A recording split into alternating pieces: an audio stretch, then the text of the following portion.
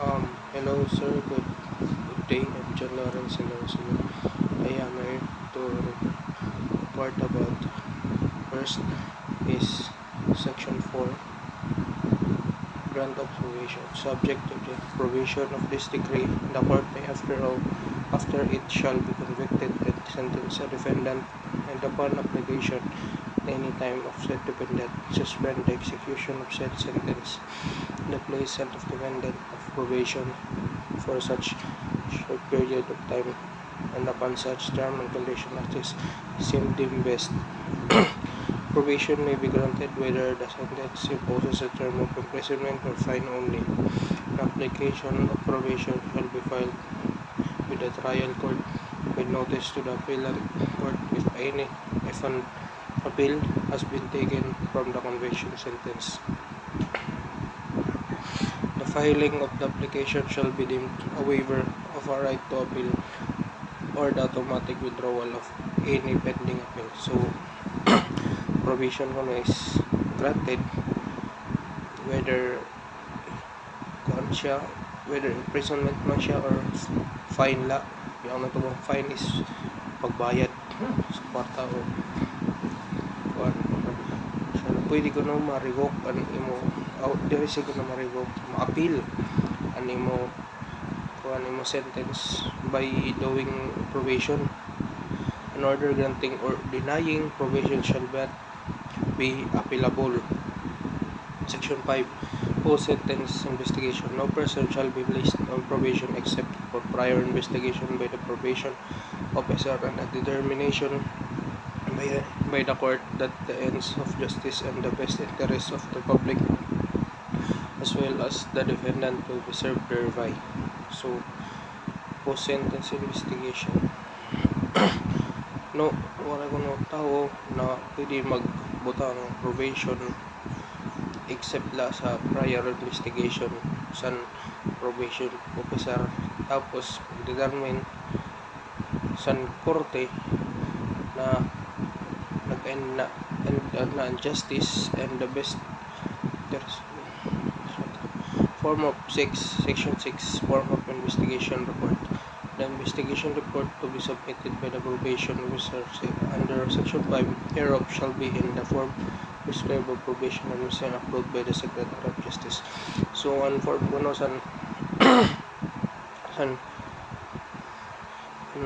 investigation report kuno na hihimuon sa probation officer na nakarodak sa section 5 is dapat kuno approve siya sa Secretary of Justice, tapos naka-prescribe siya sa probation administrator. Pero yun for submission of investigation report. The probation officer shall submit to the court the investigation report on the defendant not later than 6 days from receipt of the order of said court to conduct the investigation. The court shall resolve the petition to the probation not later than 5 days after the receipt of the said report. So, nakayakan ko nga day na ang probation officer ko nung mag-submit sa korte investigation report sa defendant diri maglahos sa 6 days sa receipt sa order sa court na mag-conduct investigation.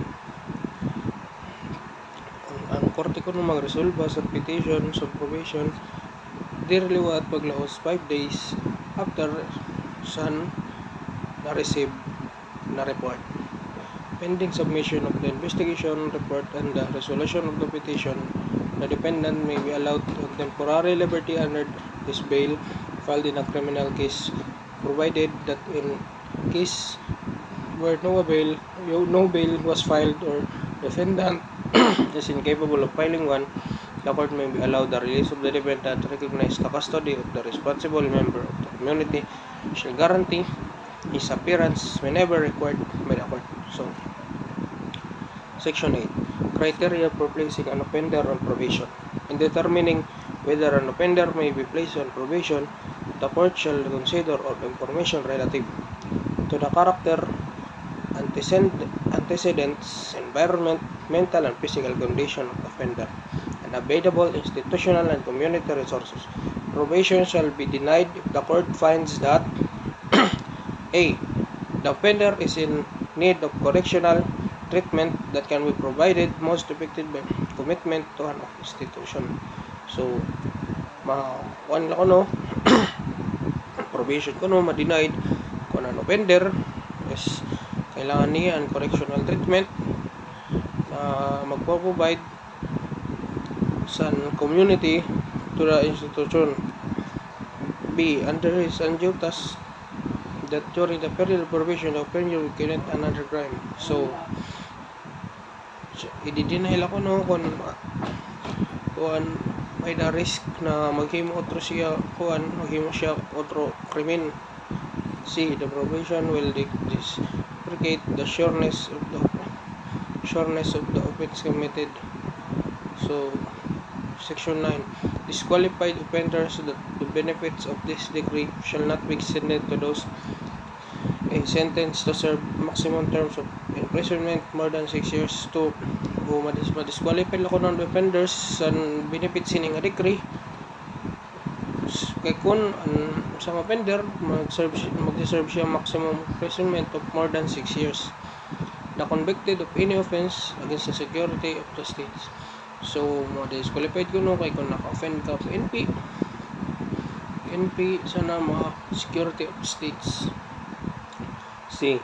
Who have previously been convicted by penal judgment of an offense punished by imprisonment for not less than 1 month and 1 day or fine not less than 200 pesos.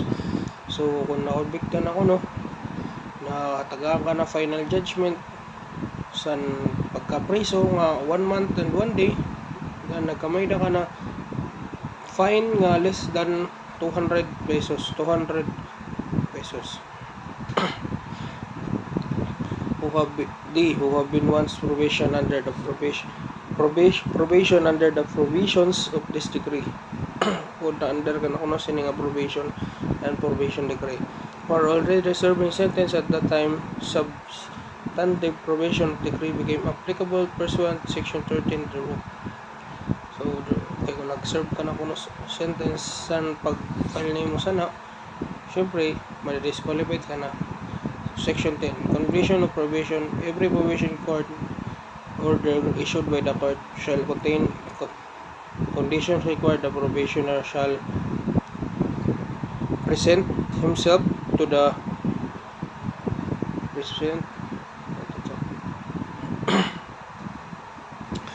probation officer decide to undertake the probation in such place based in order 72 hours for the receipt or said order. So, dapat magpakita ka kuno sa imo probation officer na mag-undertake mo supervision sa imo within 72 hours from the receipt order. 72 hours or 3 days.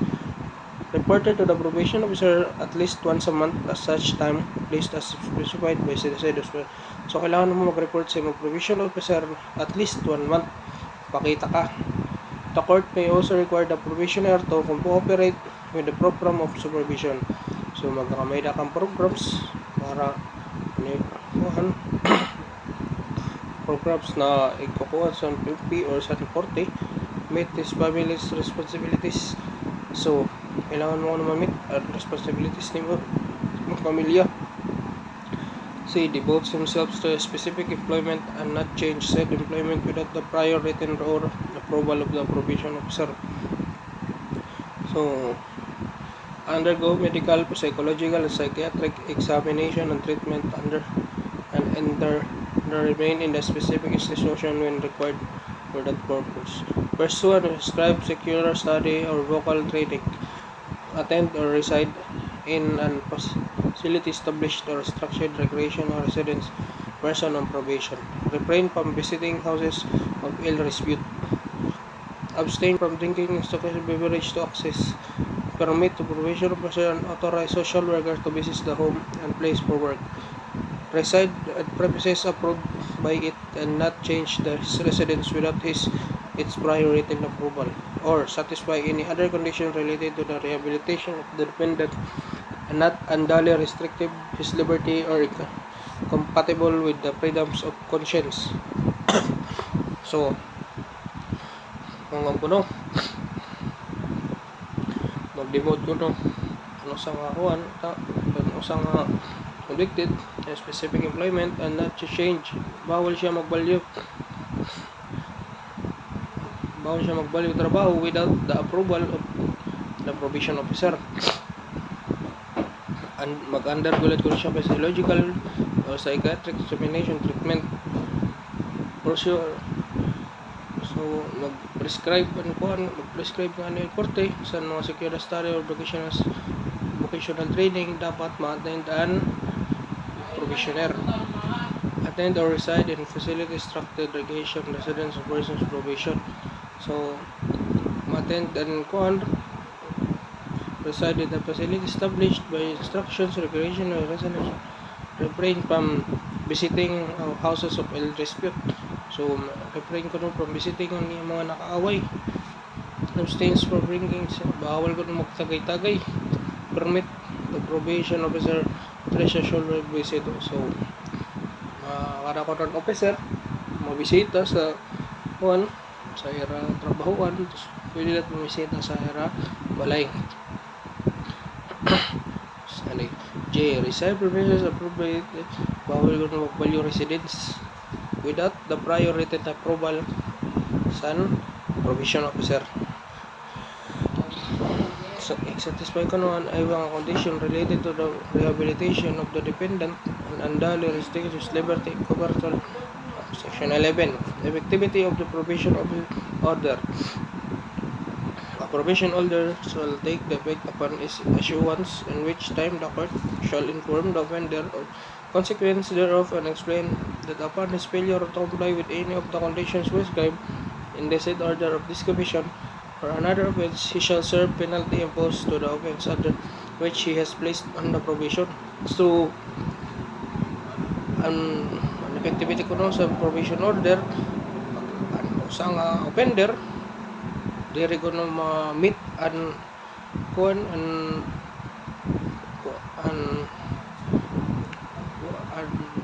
diri siya makakuha siya assurance na makakatuan usang offender.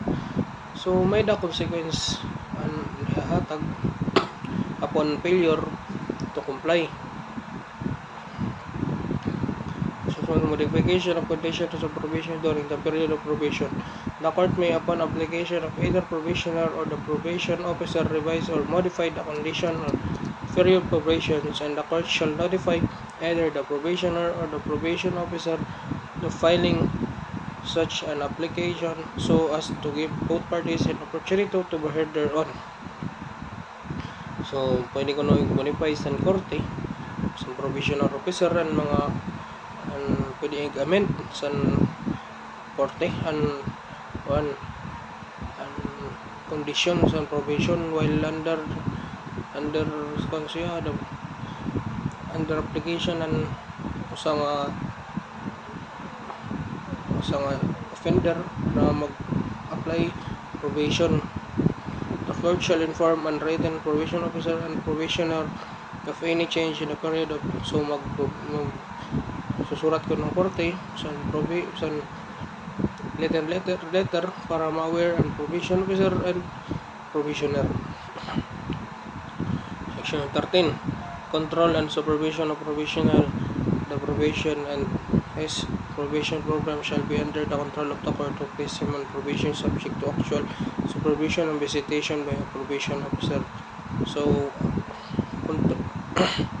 ang probationer ko in this probation program shall magkakamay na control sa korte na mag-place sa imo mga probation subject to para ma-supervise ka and visitation day sa probation officer. Whenever a probationer is permitted to reside place under the jurisdiction of another court, control over him shall be transferred to executive judge of the court for the first instance at the place, and in such a case, a copy of probation order, the investigation report, and the other pertinent records shall be furnished to said executive judge. Thereafter, the executive judge to whom jurisdiction over the probationer is transferred shall have the power with respect to him that has previously possessed by the court which granted the probation. So, probationer ko permitan sa court of executive judge of the court, katagaan siya kapangyarihan para sa ibo. Tagaan ka na kapangyarihan sa korte na magkukuhan siya, magkamida siya power against sa imo. In such, animo ko ng mga copy sa provision order, investigative report, pertinent records shall be furnished state executive judge. Thereafter, the executive judge whom jurisdiction over the professional transfer shall have the power. So, and executive judge ko may ko jurisdiction, tagaan ang provisioner, kapangyarihan para ma-possess, para mag-grant sa nga provision. And that is all, sir. Thank you.